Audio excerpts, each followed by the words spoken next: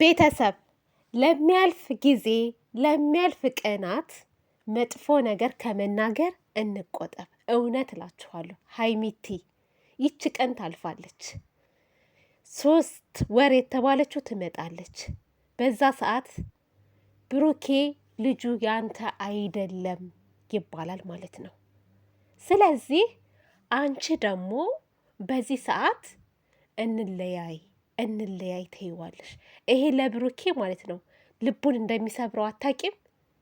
የእውነት እኔ በጣም እያሳዘነኝ ያለው በዚህ ሰዓት ቡራ ነው። ምክንያቱም እዚህ ጋ ሀይሚ ያለች፣ እዛ ጋ ያች ተንከሲሳለች።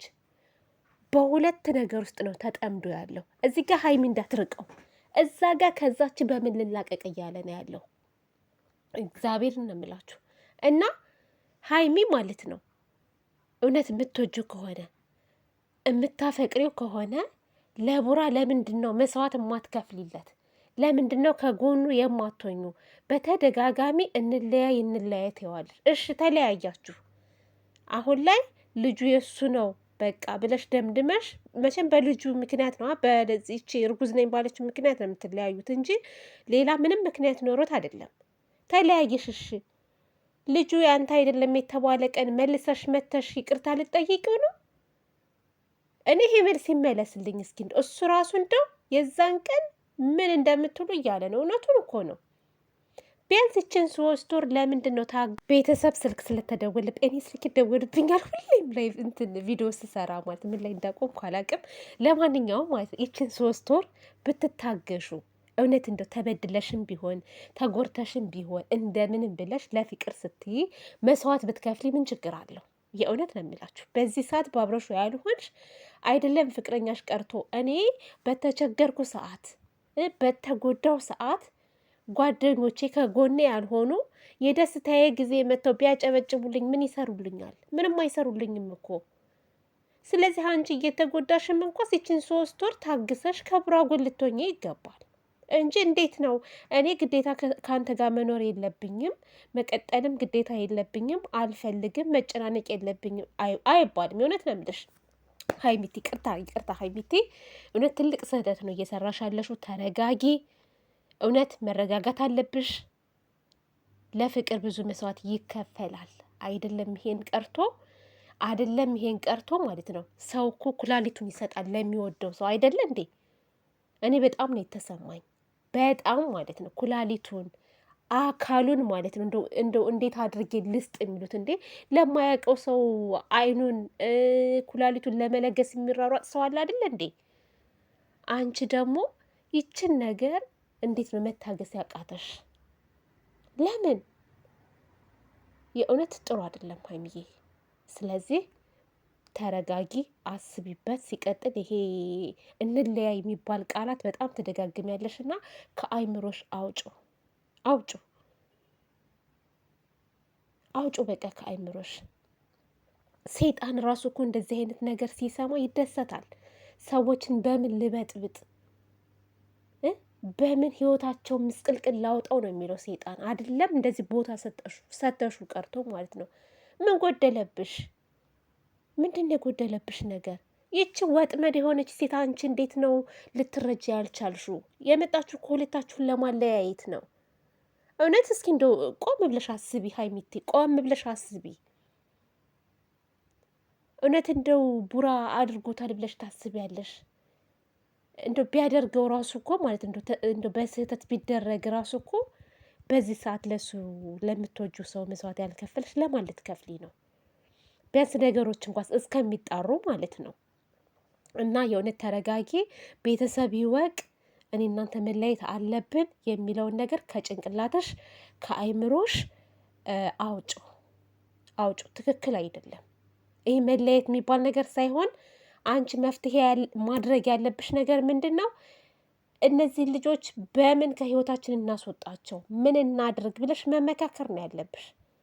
እንደ ቤተሰብ ራሱ ቢሰማ ቆይ እኔ ሙሽዬ ራሱ ብትሰማ አንቺ ባልሹ ሀሳብ ኦኬ ትላለች። ድሮም ልጄን አትወደውም በቃ ነው የምትለው።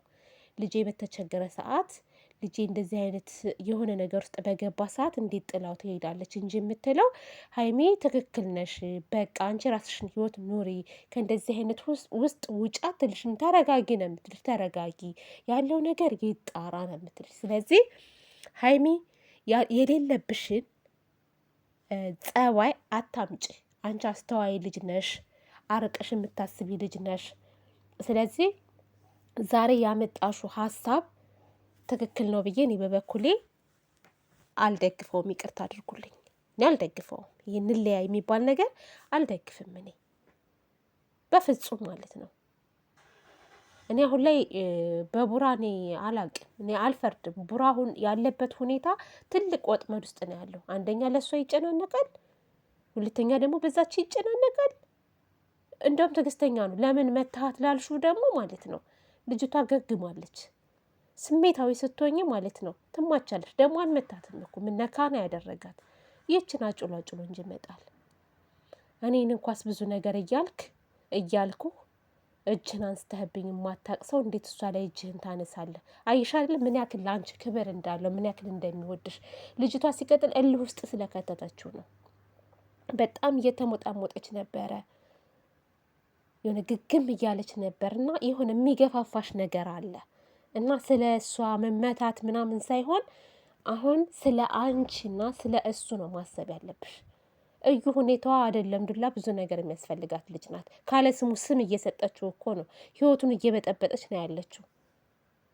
ዳርቀን እናስብ፣ የሆነት ነው የምላችሁ።